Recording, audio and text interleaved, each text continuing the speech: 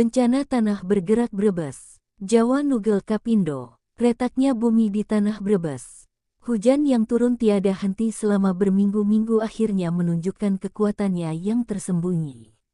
Brebes, sebuah kabupaten di Jawa Tengah yang selama ini dikenal subur, kini menjadi saksi atas bencana yang tak pernah dibayangkan. Tanah bergerak, membelah bumi, memaksa warga meninggalkan rumah-rumah mereka.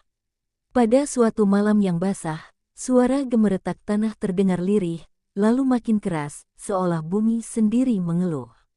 Warga desa Bantar Kawung dan sekitarnya yang sedang terlelap, terbangun dalam kebingungan.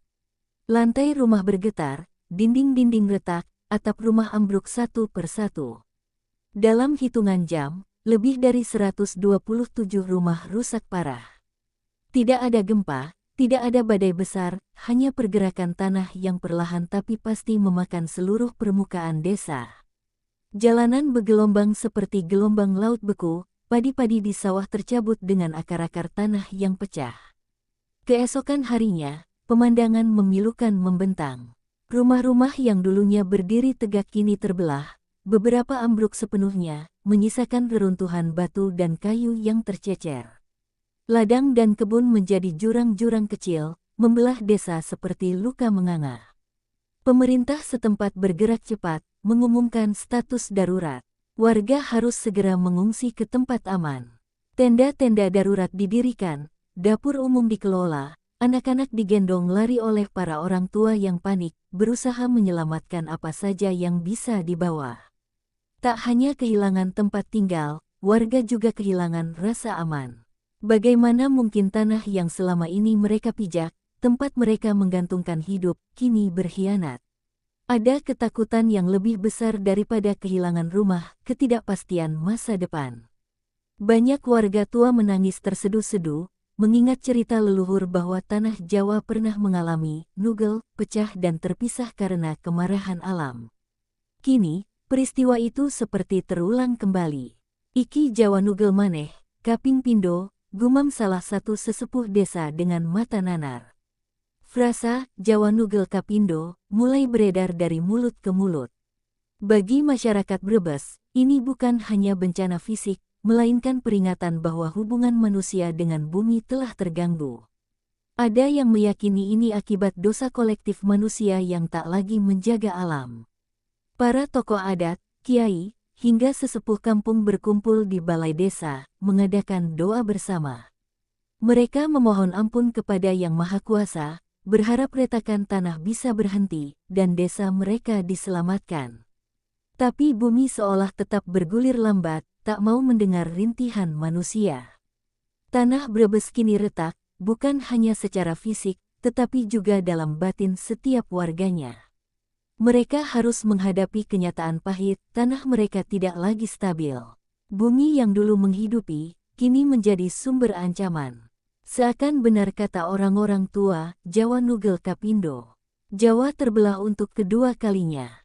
Suara dari perut bumi. Malam itu di Brebes terasa aneh.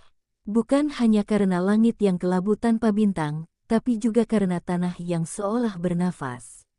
Di beberapa titik, retakan membelah jalanan aspal, memuntahkan suara lirih yang mengerikan, seperti rintihan dari perut bumi yang lapar dan marah. Di Dusun Cibuyur, suara gemeretak terdengar semakin jelas.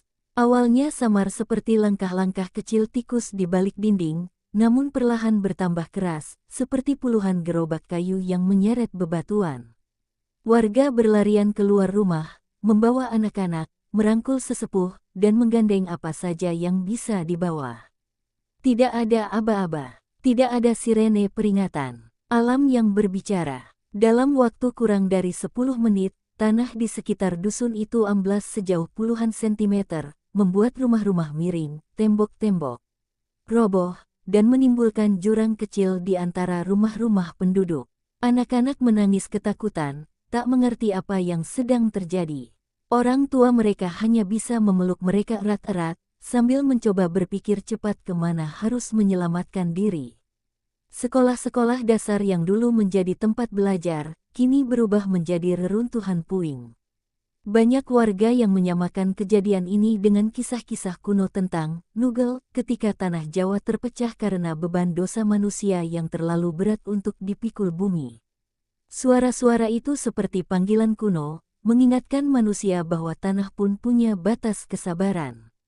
Dini hari, udara semakin dingin menusuk. Di pengungsian darurat yang dibangun di lapangan desa, ribuan warga mulai berkumpul. Di tengah ketidakpastian, banyak dari mereka berdoa bersama, memanjatkan harap agar bencana ini berhenti dan tidak menelan lebih banyak korban. Setiap retakan yang membelah tanah tampak seperti luka. Bagi sebagian warga, ini bukan sekadar kehancuran, melainkan pertanda besar.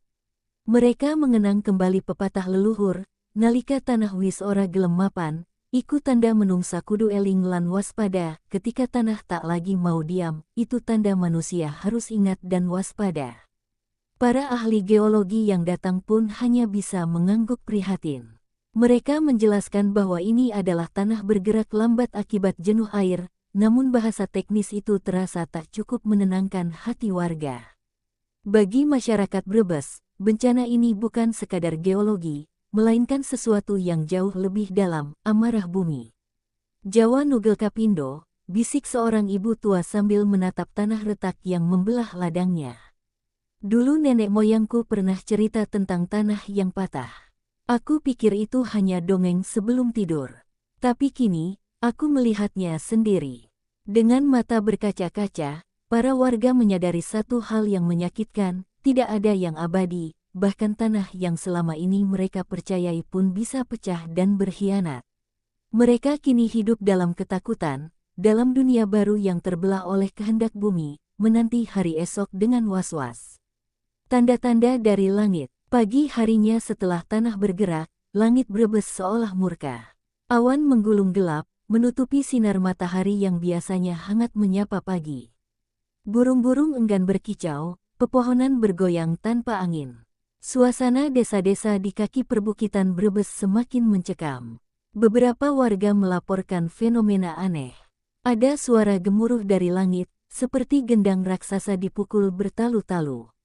Di sebagian tempat, hujan turun bukan sebagai rintik biasa, melainkan tetesan besar yang membasahi tanah yang sudah rapuh, memperparah pergeseran yang terjadi di bawah. Para sesepuh desa, yang sudah renta namun masih disegani, berkumpul di balai desa. Mereka membicarakan apa yang dulu hanya menjadi cerita dari mulut ke mulut, bahwa saat tanah mulai berbicara, langit pun akan memberi tanda. Semua ini, bagi mereka, adalah bukti nyata bahwa Jawa Nugel Kapindo mungkin sedang terjadi.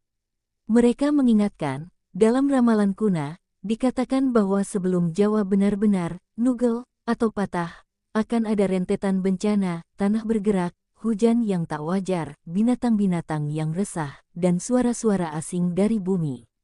Kini, semua tanda itu seakan mulai nyata satu persatu. Beberapa anak muda yang biasanya skeptis terhadap cerita-cerita tua, kini tak bisa menyangkal keganjilan yang terjadi. Bahkan mereka yang biasanya sibuk dengan ponsel dan media sosial, kini lebih banyak memandang langit, berharap ada jawaban dari balik awan gelap yang menggelayut berat. Di sebuah dusun kecil, seorang ibu mengaku melihat kilatan cahaya aneh di tengah malam, bukan petir biasa, tapi seperti semburat merah dari perut bumi. Ia menceritakan penglihatannya dengan suara bergetar, sementara orang-orang di sekitarnya hanya terdiam, membayangkan kemungkinan buruk yang lebih besar. Para petani mulai takut pergi ke ladang. Ladang mereka kini dipenuhi retakan, beberapa sudah seperti parit kecil. Mereka takut tanah akan kembali bergeser dan menelan mereka hidup-hidup. Hasil panen pun terancam gagal, memperparah kecemasan yang sudah menyesakkan dada. Di tengah kekalutan itu, seorang pemuda desa, Bayu, berinisiatif membentuk kelompok sukarelawan untuk menjaga pengungsian dan membantu warga yang masih terisolasi. Meskipun hatinya gentar, ia sadar bahwa hanya dengan saling membantu mereka bisa bertahan dari cobaan ini. Hari itu, di balai pengungsian, seorang tokoh agama berdiri di hadapan warga. Ia berkata lirih namun tegas, bencana ini bukan hanya ujian fisik, tapi juga ujian hati dan iman kita. Kita harus kembali kepada Tuhan, meminta ampunan, dan memperbaiki diri sebelum semuanya terlambat. Dengan gemetar, para warga berdoa bersama. Tangisan pecah di sana-sini. Di tengah derasnya air mata dan hujan yang mengguyur, ada satu kesadaran yang mulai tumbuh. Brebes bukan sekadar menghadapi tanah yang bergerak, tapi juga hati manusia yang selama ini mungkin telah terlalu jauh dari kebenaran. Keputusan berat. Di tengah ketidakpastian itu, pemerintah daerah akhirnya mengeluarkan keputusan berat. Seluruh warga dari 5 desa di sekitar tanah bergerak harus segera diungsikan. Keputusan ini diambil setelah retakan tanah terus bertambah panjang dan dalam, membelah jalan-jalan utama dan memutus akses ke beberapa dusun. Para pejabat dan relawan bergerak cepat, mendirikan tenda-tenda darurat yang lebih besar, membagi logistik, dan mengatur jalur evakuasi. Tapi evakuasi bukan perkara mudah. Banyak warga yang masih enggan meninggalkan rumah mereka yang meskipun retak, masih menjadi satu-satunya harta yang mereka punya. "Bagaimana dengan hewan ternak kami?" tanya seorang petani tua, matanya berkaca-kaca. "Bagaimana dengan sawah kami yang sudah kami rawat puluhan tahun?" Pertanyaan-pertanyaan itu menghujani para petugas, yang hanya bisa menjawab dengan kata-kata penghibur yang terdengar kosong di tengah bencana. Beberapa warga bahkan nekat kembali ke rumah mereka di malam hari, mengambil barang-barang berharga, surat-surat penting, dan kenangan yang tidak tergantikan. Dalam setiap perjalanan singkat itu, mereka mempertaruhkan nyawa di atas tanah yang sewaktu-waktu bisa amblas lebih dalam. Bayu dan kelompok sukarelawannya terus berkeliling, menyisir rumah-rumah yang belum ditinggalkan. Mereka mengetuk pintu satu persatu, membujuk dengan segala cara agar para penghuni mau keluar dan bergabung di pengungsian. Setiap kali mereka berhasil membawa satu keluarga, mereka merasa sedikit lega. Di pengungsian, kondisi mulai memprihatinkan. Makanan mulai menipis, air bersih sulit diperoleh, dan penyakit mengintai di antara kerumunan. Anak-anak mulai terserang batuk dan diare.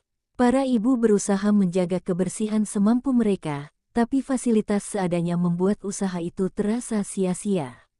Malam-malam panjang di pengungsian dipenuhi kecemasan. Suara gemeretak tanah masih terdengar dari kejauhan, seperti peringatan yang tak henti-hentinya. Setiap orang tidur dengan rasa was-was, khawatir tanah akan kembali bergeser dan menghancurkan tempat perlindungan mereka. Dalam keadaan terjepit itu, hubungan antar warga justru menjadi lebih kuat. Mereka berbagi makanan, saling menguatkan, dan berusaha menjaga semangat.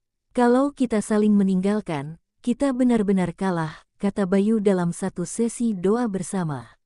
Seorang nenek berkata lirih kepada cucunya, "Nak, ini mungkin bagian dari Jawa Nugel Kapindo yang dulu kakek buyut kita ceritakan. Tapi percayalah, meski tanah terbelah, hati kita harus tetap satu." Kata-kata itu menancap dalam di hati para pengungsi. Di tengah reruntuhan, di tengah bencana, mereka belajar satu pelajaran berharga: saat bumi mengguncang segalanya, hanya kasih sayang dan persatuan yang bisa menyelamatkan jiwa. Jeritan dari perut bumi. Tengah malam, saat angin dingin merayap pelan di antara tenda-tenda pengungsian, terdengar suara mengerikan dari arah bukit, lenguhan panjang, seperti raksasa yang terbangun dari tidurnya. Bumi bergetar kecil, membuat perabotan seadanya bergoyang. Anak-anak menangis, orang dewasa bergegas keluar tenda, menatap ke arah suara itu dengan wajah pucat. "Itu tanah yang retak makin dalam," desis seorang sesepuh, matanya tak lepas dari kegelapan yang menelan bukit-bukit Brebes. Suara itu terus bergema, kadang diiringi ledakan kecil, seperti bebatuan yang pecah di perut bumi. Tak ada yang tidur malam itu, semua berjaga, duduk memeluk lutut, berdoa dalam hati. Keesokan paginya, kabar buruk menyebar. Salah satu dusun yang masih dihuni sebagian warga kini hilang separuhnya. Rumah-rumah amblas, hanya menyisakan atap yang ternganga di antara reruntuhan tanah basah. Ternak-ternak hilang, sebagian ditemukan mati terjepit di sela-sela retakan besar. Para petugas SAR pun kewalahan. Setiap kali mereka mencoba menyelamatkan sesuatu, tanah kembali bergerak, mengancam menelan mereka juga. Evakuasi pun dihentikan sementara. Sementara itu, kabar ini menyebar hingga ke kota-kota besar. Wartawan, relawan, dan pejabat berdatangan, membawa bantuan, tapi juga membawa sorotan yang membuat luka para korban semakin menganga. Pemerintah pusat akhirnya turun tangan. Status darurat bencana dinaikkan, dana bantuan mulai dikucurkan, meski bagi para pengungsi, yang lebih mereka butuhkan adalah rasa aman, bukan janji, bukan angka-angka. Di pengungsian, suasana semakin muram. Setiap orang kini sadar bahwa bencana ini bukan hanya soal kehilangan rumah, tapi juga kehilangan masa depan. Mereka mulai bertanya-tanya, apakah tanah ini, yang telah menjadi tempat mereka lahir dan tumbuh, masih layak untuk dihuni. Bayu, yang biasanya tegar, malam itu terduduk lemas di depan tenda. Hatinya berat, ia merasa gagal melindungi teman-temannya, gagal menjaga desa yang ia cintai. Dalam diamnya, ia memandang bintang-bintang yang tersembunyi di balik awan, berharap ada keajaiban yang bisa menghentikan semua ini. Di saat yang sama, di sebuah tempat tinggi di perbukitan, sekelompok sesepuh desa mengadakan ritual kecil. Mereka membakar kemenyan, membaca doa-doa tua, memohon kepada Sang Pencipta agar diberi petunjuk dan perlindungan. Asap putih mengepul, membawa harap yang tipis di tengah kegelapan yang pekat. Kalau ini memang sudah waktunya Jawa Nugel Kapindo, gumam salah satu dari mereka, maka tak ada yang bisa kita lakukan selain pasrah. Tapi setidaknya, kita harus menjaga jiwa-jiwa kita tetap bersih. Malam itu, tanah Brebes bergemuruh lagi. Kali ini lebih kuat, lebih dalam. Seolah bumi benar-benar sedang berbicara, memperingatkan manusia bahwa waktunya semakin dekat. Kepergian yang tak diinginkan. 2 hari setelah retakan besar menelan dusun, pengungsian mulai penuh sesak. Tidak hanya warga dari desa-desa sekitar, tapi juga dari kampung-kampung lain yang tanahnya mulai retak. Dalam situasi itu, muncul perintah baru, seluruh daerah sekitar harus dikosongkan dalam waktu 3 hari. Para warga bingung dan marah. Kami mau kemana? Teriak seorang bapak, wajahnya merah menahan amarah bercampur ketakutan. Rumah, ladang, binatang, semua akan ditinggalkan begitu saja. Seperti mencabut akar yang telah menghujam tanah berpuluh-puluh tahun. Pemerintah menyediakan truk-truk besar untuk mengangkut warga ke pengungsian terpadu di kota. Tapi tidak semua orang mau pergi. Ada yang berkeras bertahan, ada pula yang menangis meraung, memeluk pohon-pohon tua di halaman rumah mereka, seolah dengan itu mereka bisa menghentikan tanah dari pecah. Bayu berlari dari tenda ke tenda, membujuk warga yang keras kepala. Ia tahu waktu mereka tinggal sedikit. Gempa kecil terus menggoyang bumi. Setiap menit yang berlalu, risiko makin besar. Dengan suara parau, ia memohon, "Pak, Bu, demi keselamatan, mari ikut bersama kami." Di antara kerumunan, seorang kakek jatuh terduduk, air matanya mengalir deras. "Aku lahir di sini," katanya lirih. "Aku mau mati di sini." Tak ada yang bisa membantah kata-kata itu. Bayu hanya bisa menunduk dalam, merasa hatinya terkoyak. Akhirnya, dengan berat hati, warga yang mau mengikuti evakuasi dipindahkan ke kota. Mereka membawa apa saja yang bisa dibawa, koper, karung, bahkan tas plastik berisi pakaian basah. Mata mereka kosong, langkah mereka berat, seperti arak-arakan kesedihan yang tak berujung. Dalam perjalanan menuju kota, dari atas truk, Bayu melihat ke belakang. Desa-desa yang dulu penuh tawa, penuh kehidupan, kini tampak seperti dunia mati, atap-atap roboh, jalan-jalan terbelah, dan kabut tipis melayang di atas tanah retak. Di pengungsian baru, mereka disambut dengan fasilitas lebih layak, ada dapur umum, ada sekolah darurat untuk anak-anak, ada pos kesehatan. Tapi tidak ada yang bisa menggantikan rumah. Tidak ada yang bisa mengobati kerinduan terhadap tanah yang kini entah kapan bisa mereka pijak kembali. Malam itu, dalam kelelahan dan luka hati yang dalam, Bayu duduk bersama teman-temannya. Mereka tak banyak bicara, hanya menatap langit, mendengarkan suara malam yang sunyi, sambil berharap bahwa ini bukan akhir dari segalanya. Kita akan kembali suatu hari nanti, bisik Bayu pada dirinya sendiri. Entah kapan, tapi kita pasti kembali. Hari-hari yang membeku. Hari-hari di pengungsian berjalan lambat, membeku dalam ketidakpastian. Setiap pagi dimulai dengan antrean panjang untuk air bersih dan makanan, dilanjutkan dengan membersihkan tenda, lalu menunggu berita dari kampung yang mereka tinggalkan. Anak-anak mulai bosan. Mereka berlarian tanpa arah, bermain di antara tenda-tenda, membuat keributan kecil untuk mengusir sepi. Para orang tua hanya bisa memperhatikan dengan mata kosong, terlalu letih untuk melarang, terlalu sedih untuk tersenyum. Kadang-kadang, ada relawan yang datang membawa hiburan, badut, pembacaan dongeng, bahkan pertunjukan kecil. Tapi hiburan itu seperti kembang api di siang hari, tak mampu mengusir bayang-bayang duka yang terus mengendap. Setiap malam, para relawan mengadakan rapat kecil, membicarakan logistik, kesehatan, dan keamanan. Bayu kini menjadi salah satu koordinator muda. Ia merasa tanggung jawab di pundaknya semakin berat, tetapi justru itu yang membuatnya tetap bertahan. Sementara itu, kabar dari desa semakin buruk. Tanah terus bergerak, merusak apa yang tersisa. Jalan-jalan utama kini tak lagi bisa dilalui kendaraan. Peta topografi Brebes pun mulai berubah, menunjukkan bahwa retakan itu bukan kejadian kecil, tapi peristiwa geologis besar. Para ahli mulai berdatangan, geolog, vulkanolog, bahkan pakar sejarah. Mereka mengaitkan fenomena ini dengan sejarah patahan besar Jawa. Ini bisa jadi bagian dari siklus panjang bumi, kata seorang ahli saat diwawancarai. Tapi yang pasti, ini baru permulaan. Di pengungsian, berita-berita itu membuat hati para warga makin ciut. Mereka bertanya-tanya, apakah mereka akan selamanya menjadi pengungsi? Apakah tanah kelahiran mereka kini telah menjadi tempat terlarang? Dalam keputusasaan itu, sebagian warga mulai membentuk komunitas kecil. Mereka berbagi keterampilan, mengadakan kelas mengaji, membuat kerajinan tangan. Semuanya dilakukan agar mereka tetap merasa hidup, tetap merasa berarti. Bayu sendiri mengadakan kelompok belajar untuk anak-anak. Ia mengajari mereka membaca, menulis, dan bercerita. Ia tahu, jika generasi muda ini tenggelam dalam kesedihan, maka Brebes benar-benar akan kehilangan masa depannya. Dalam setiap malam panjang yang membeku, satu hal yang tetap hidup di dada mereka, harapan. Harapan bahwa meskipun tanah bisa pecah, dan rumah bisa runtuh, semangat manusia tidak boleh hancur.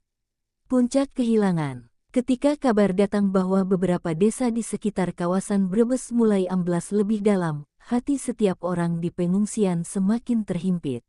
Mereka yang sudah merelakan rumah, tanah, dan hidup mereka mulai bertanya-tanya apakah mereka akan kembali ke apa yang sudah hilang atau apakah mereka akan menjadi pengungsi seumur hidup.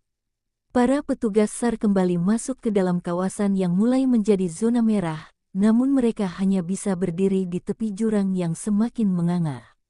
Tanah di sekitar bukit-bukit itu seperti hidup, bergerak dan pecah dengan sendirinya, memakan segala yang ada di jalannya. Kami tak bisa berbuat banyak lagi, kata seorang petugas dengan lelah di matanya, ini sudah bukan sekadar bencana alam biasa. Ini peringatan dari alam itu sendiri. Ia menunduk, menyeka peluh di dahinya, merasa seolah-olah terjebak dalam kehancuran yang tak dapat dihindari. Bayu mulai merasa bahwa perasaan tidak berdaya itu semakin menggerogoti semangatnya. Selama ini ia bertahan dengan keyakinan bahwa mereka akan mampu kembali, membangun dari reruntuhan. Tapi seiring dengan semakin meruncingnya ancaman tanah longsor dan gempa susulan, keyakinan itu mulai pudar. Kemana mereka harus pergi jika bumi yang mereka pijak bahkan sudah tak bisa dipercaya lagi? Di tengah keputusasaan itu, seorang warga tua, seorang nenek, datang menghadap Bayu. Matanya yang keriput memancarkan harapan yang langka. "Anakku," katanya dengan suara parau, "ada satu hal yang harus kita ingat. Tanah ini boleh hancur, tetapi kita masih punya hidup. Kita harus tetap menjaga hati kita. Itu yang lebih penting daripada rumah." Kata-kata itu seperti secercah cahaya di tengah kegelapan. Bayu menatap nenek itu dengan penuh rasa hormat. Meskipun ia merasa ragu, kata-kata itu sedikit banyak memberi sedikit kekuatan untuk bertahan. Namun, saat Bayu menoleh kembali ke arah pengungsian, ia melihat banyak wajah murung. Anak-anak yang seharusnya ceria malah menatap kosong. Mereka tidak lagi bisa bermain dengan bebas. Mimpi mereka tentang kembalinya desa menjadi semakin kabur. Sementara itu, para pemimpin desa dan pejabat pemerintahan terus mendiskusikan langkah-langkah selanjutnya. Mereka merencanakan untuk memindahkan lebih banyak warga ke tempat yang lebih aman, bahkan ada rencana untuk mengevakuasi penduduk ke luar kota. Tetapi pertanyaan besar yang belum terjawab adalah, apakah itu akan cukup? Apakah mereka bisa menghindari kehancuran total? Bayu bertanya pada dirinya sendiri, apakah masih ada harapan untuk memperbaiki semuanya? Apa yang bisa ia lakukan dengan keterbatasan yang ada? Hanya satu yang terlintas dalam pikirannya, melanjutkan hidup dengan hati yang tetap kuat, meskipun tanah di bawahnya retak dan dunia seakan runtuh. Dalam malam yang kelam itu, sejenak Bayu menatap langit, berharap bahwa di luar sana ada jalan keluar. Meski bencana ini bisa merenggut segala yang ada, ia tahu bahwa semangat hidup tidak akan pernah bisa dihancurkan. Sebuah janji. Malam itu, ketika angin berhembus lebih kencang, sekelompok pemuda desa, termasuk Bayu, berkumpul di sebuah tenda darurat. Mereka berencana untuk membangun sebuah rencana besar, meski mereka tahu bahwa waktunya semakin terbatas. Kita harus menemukan cara untuk bertahan hidup, kata salah satu pemuda, dengan nada penuh tekad. Kita harus bisa mengendalikan apa yang bisa kita kendalikan, dan tidak menyerah pada keadaan. Bayu memandang teman-temannya. Semua wajah mereka penuh kecemasan, tapi juga penuh semangat yang tak tergoyahkan. Mereka sadar bahwa apapun yang terjadi, mereka harus menjaga persatuan. Tanpa persatuan, mereka akan mudah terpecah-pecah. Ini bukan hanya soal rumah atau tanah, Bayu berkata, matanya berkaca-kaca. Ini soal kita, tentang bagaimana kita bisa bertahan dan membangun kembali. Tanpa semangat hidup, semuanya akan sia-sia. Di pengungsian, semangat seperti itu sangat dibutuhkan. Dengan suasana yang semakin gelap, setiap malam terasa semakin panjang. Masing-masing dari mereka kini memiliki cerita tentang kehilangan yang tak bisa diungkapkan dengan kata-kata. Namun di balik semua itu, semangat untuk bertahan hidup kembali muncul, meskipun dalam bentuk yang berbeda. Ada yang berusaha membuat kerajinan untuk dijual, ada yang mengajarkan anak-anak tentang cara bertahan hidup di alam bebas, ada pula yang mulai berladang lagi meski tanahnya sudah retak. Ketika Bayu melihat semua itu, ia merasa bahwa meskipun dunia bisa hancur, tidak ada yang bisa menghancurkan harapan yang tumbuh di dalam hati orang-orang ini. Harapan itu adalah bahan bakar yang membuat mereka terus berjuang, terus hidup. Namun, ancaman terbesar masih menunggu di depan. Setiap kali ada gempa, setiap kali tanah bergetar, mereka tahu bahwa peristiwa besar bisa terjadi kapan saja. Mereka hanya bisa berharap bahwa mereka sudah cukup siap untuk menghadapi apapun yang datang. Kita akan membangun kembali, Bayu berkata dengan yakin, meskipun dalam hatinya, ia sendiri tidak tahu bagaimana caranya. Kita akan menunjukkan bahwa meskipun tanah ini runtuh, jiwa kita tetap teguh. Dengan kata-kata itu, Bayu menutup pertemuan malam itu. Semua orang pulang ke tenda mereka masing-masing, berharap bahwa esok hari akan lebih baik. Meskipun semuanya tak pasti, satu hal yang pasti adalah bahwa mereka tidak akan menyerah begitu saja. Kekuatan tak terduga. Beberapa minggu berlalu setelah evakuasi besar-besaran, dan situasi di pengungsian semakin sulit. Meskipun bantuan datang dari berbagai pihak, suasana ketidakpastian masih terus membayangi setiap langkah mereka. Tanah terus bergerak, tanpa ampun. Namun, di tengah kesulitan itu, ada sesuatu yang tak terduga, rasa kebersamaan yang semakin kuat. Warga mulai saling mendukung lebih erat. Mereka membangun tenda baru bersama, berbagi makanan, dan membantu satu sama lain tanpa berharap imbalan. Bayu menyaksikan perubahan ini dengan mata yang terbuka lebar. Meskipun setiap hari mereka dibayangi ketakutan akan bencana yang lebih besar, mereka tetap melangkah maju. Mereka terus berjuang meski tahu bahwa tak ada yang bisa dijamin di dunia ini. Seorang wanita muda di pengungsian, yang sebelumnya tampak pasrah, mulai mengorganisir kelompok perempuan untuk membuat kerajinan tangan. Jika kita bisa membuat barang-barang ini dan menjualnya, kita bisa sedikit bernafas, katanya, menunjukkan optimisme yang mulai meresap. Bayu merasa terinspirasi oleh semangat yang tak pernah padam itu. Di tengah kehancuran, orang-orang ini menunjukkan ketahanan yang luar biasa. Mereka membuktikan bahwa meskipun dunia bisa runtuh, tidak ada yang bisa menghancurkan hati yang tetap teguh. Namun, di balik semangat itu, masih ada perasaan kehilangan yang mendalam. Banyak dari mereka yang merindukan rumah mereka yang hilang. Mereka ingin kembali ke desa, kembali ke tanah yang mereka cintai. Tetapi kenyataan berkata lain, tanah itu telah berubah menjadi ancaman yang tak bisa dilawan. Bayu merasa bimbang. Ia tahu bahwa mereka harus melanjutkan hidup, tetapi pertanyaan besar tetap menghantuinya, bisakah mereka membangun kembali apa yang telah hilang? Bisakah mereka menemukan cara untuk hidup di tanah yang telah retak dan terpecah? Namun, dalam hening malam itu, saat ia berdiri di depan tenda, Bayu menyadari satu hal, mereka telah memiliki sesuatu yang lebih kuat daripada tanah atau rumah. Mereka memiliki satu sama lain. Dan itu adalah sesuatu yang tidak bisa dihancurkan oleh apapun. Kita tidak akan menyerah, Bayu berbisik pada dirinya sendiri.